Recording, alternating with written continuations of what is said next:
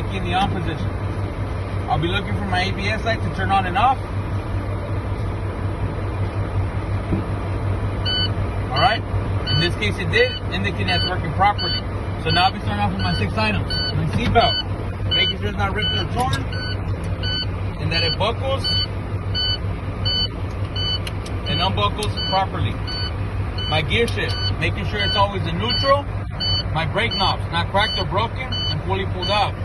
My steering wheel, not cracked or broken or missing any components, no more than 2 inches of play. My clutch, no more than 2 inches of play while tapping on it.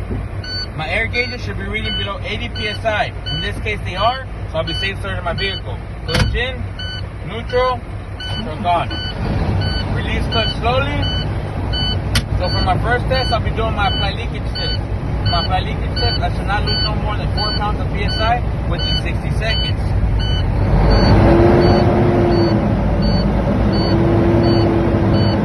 So what I'm doing right now is I'm building pressure between 1200 and 1500 RPMs for the governor cutout, but you're not going to say nothing about the governor cutout until it occurs.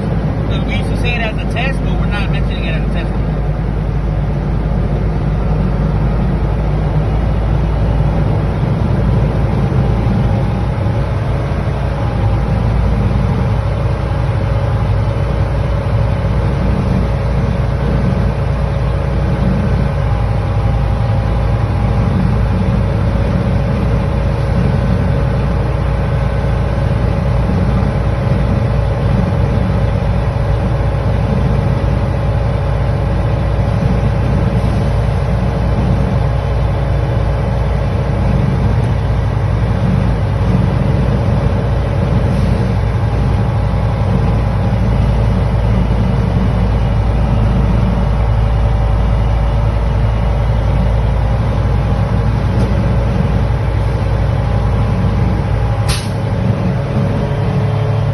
My cutout occurred at 130 psi, making it good because it did not go above 140. Next, I'll be securing my vehicle. You don't gotta tell the examiner how you're gonna secure it, but I'm gonna show you guys. Clutch in, first gear, truck off, truck on position, release clutch, pushing your brake knobs. So I'll be continuing with the apply leakage test. For this, I'll be applying the service brake all the way down, holding, and I'll be waiting for my needle to stabilize.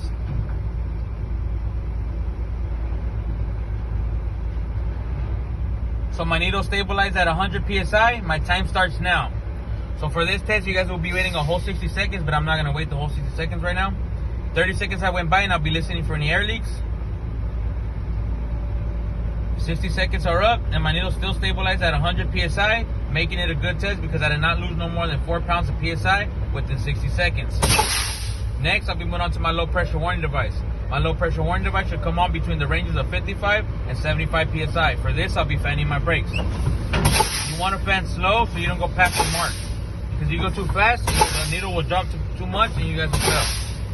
So go slow. Let the needle move down.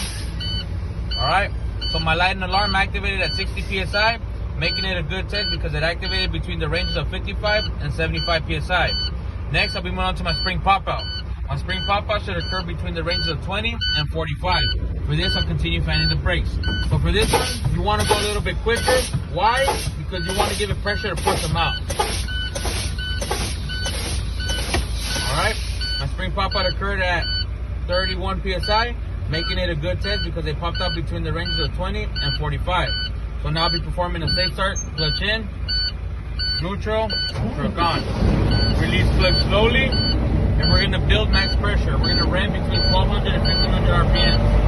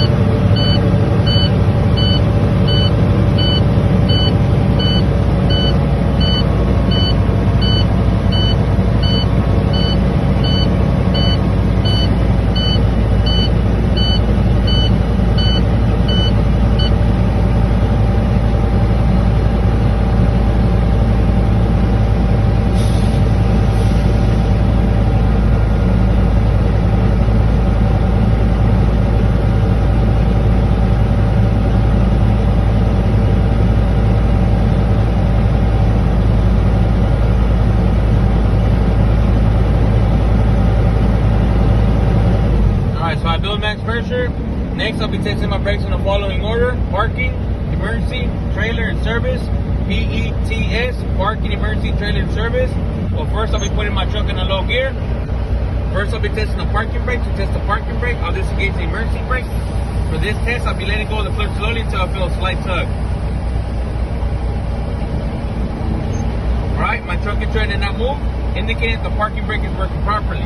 So now I'll be moving on to my emergency brake. To test the emergency brake, I'll engage it, disengage the parking, and repeat the same process. My truck and trailer did not move, indicating that the emergency brake is working.